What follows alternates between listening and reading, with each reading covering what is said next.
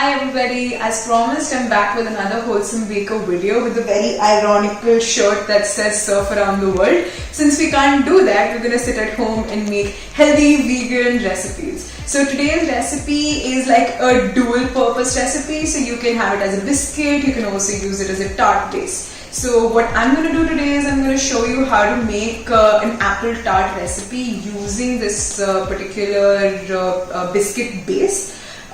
We have already made a caramel sauce recipe, which is a vegan caramel sauce recipe in which we only use 2 ingredients. I'm linking that right above so you can go and check that out. So this is a very easy recipe. So we're going to make the biscuit base right now. So let's see. Sweet now. If you do not want to use jaggery, you can also use simple sugar, but I would suggest that you avoid the chemicals and just go for jaggery. You're also going to use orange juice. So this is freshly pressed orange juice. I didn't do anything fancy. I just basically chopped one orange inside the blender and blended it and then just sieved it to get the juice. Then you've got oil and you have got your flour. So in this particular thing, you need the proportions that are used are very easy. So the sugar, the juice and the oil are a 1:1:1 ratio, and the flour is a 1:4 ratio. So in this case, we basically use like 1/3 cup of jaggery, which is close to 70 grams of jaggery. Then we've used 1/3 cup of orange juice. You can also use any other kind of juice. I used orange juice because that's what I had in hand. 1/3 cup of canola oil or any type of oil that you have which is tasteless. You can maybe use a sesame oil as well, but that will add a nuttiness and I'm not sure if you would want that or if you like that. Using whole wheat flour. You can also use all-purpose flour, but whole wheat flour is just like healthier. And then of course you have your baking soda, which is just 1/4 teaspoon of baking soda with just a pinch of salt in it. So now we'll just mix all of this together. So the very basic thing, mix your dry ingredients together and just like whisk them up together so that it's completely incorporated and you don't have any lumps. I prefer using like a whisk sort of thing because it just makes things a little quicker.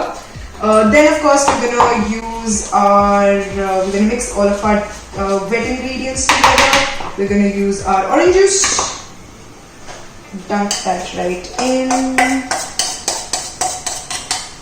Oh, so another caution with the orange juice that I should tell you is that if you're using freshly pressed orange juice, make sure that you use it immediately because it starts going really bitter really quickly. So you do not want that because you've done so much mehnat and you've done so much hard work in getting the orange juice out. So don't let it spoil. But I swear, like the orange taste or the slight hints of orange is the best flavor that you can get in it. So I'm just whisking this up, and once this is done, we will add in the dry ingredients. So generally it's preferable to add like the dry ingredient into the wet ingredient rather than the other way around, because you just avoid chances of lumps of flour going here and there. So now you can see that it's going to be a little difficult for the water and the sugar to get combined. So that's when you use your whisk just to get into like a homogeneous material. This might take like a minute or so, but do that because you don't want any weird lumpy things. And it also makes sure that all of your sugar and your orange juice are combined well so that you don't get any lumps. Mix. So after we do this, we're gonna form like almost a dough-like material. You need to knead it for just 1 minute to make sure everything is incorporated, and then you need to pop it in the fridge for half an hour to an hour. You can also just leave it overnight. That's also the beauty of these biscuits, that you can actually just let them be overnight and make them whenever you want to make them, roll them out and cut them into pieces whenever you want to have some of them. I think they're a great replacement for like your basic everyday biscuits, because you can completely replace your artificial sugar and your all-purpose flour or maida with actually these healthy whole wheat biscuits.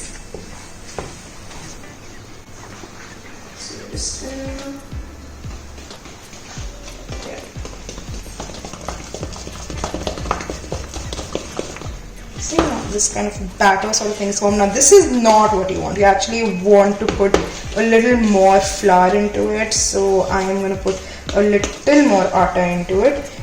It solidifies a little further when you pop it in the fridge as well.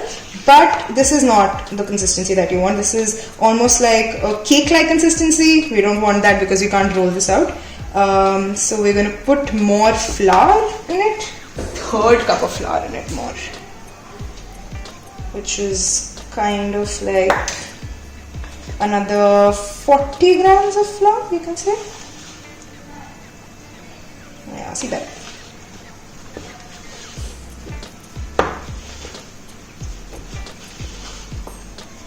See, now it's coming up. Proper biscuit batter.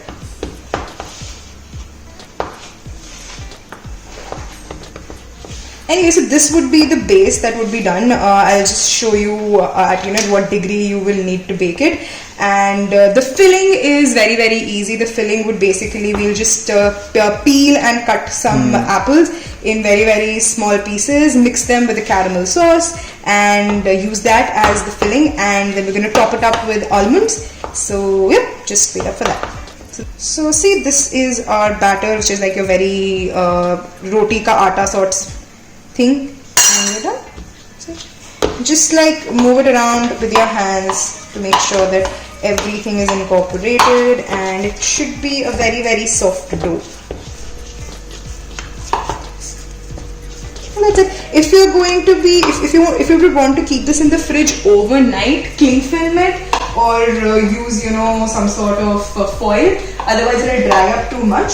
But if you're planning to make it immediately and you just want to rest it for half an hour to an hour, you can just pop it in the fridge like that also. So I used this pizza cutter. Okay, I did not realize how useful this would be. I have used it more to like cut all of these doughs that I have to cut pizza. But so you just like the square that we did, I just cut it into 4 equal pieces and pressed it into these mini cute tart shells. So this one I have done, and I will show the other one to you as well. So you don't particularly need to put like oil and stuff in it. Again, but if you want to, if you're using tart shells in which things do stick, so just do, to be on the safer side. So you take your piece of cookie dough and you just press it in.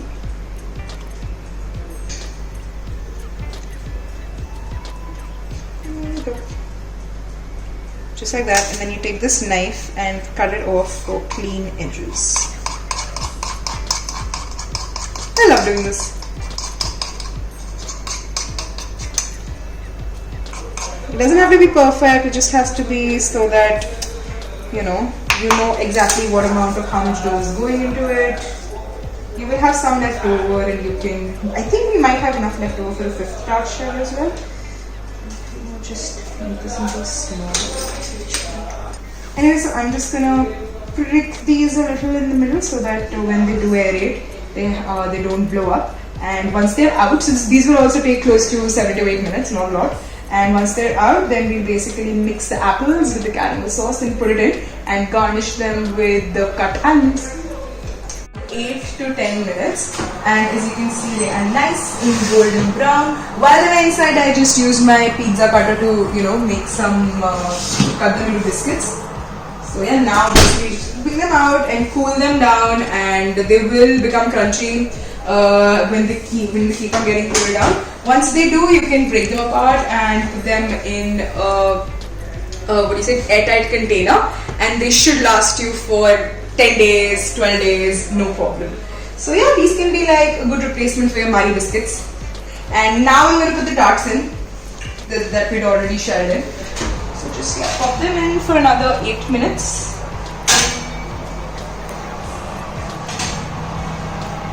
There you go.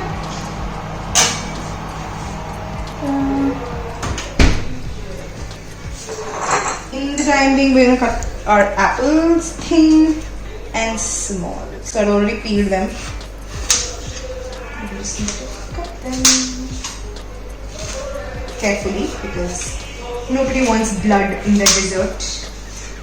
To take your apples and the caramel that we made, You just need to put the apples in that, and your this would be your filling for the apple pie ready.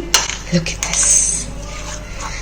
And so now the almonds, you can put the almonds in right now if you want, or you can just put them in as a garnish on top once our tart shells come out and they've been cooled.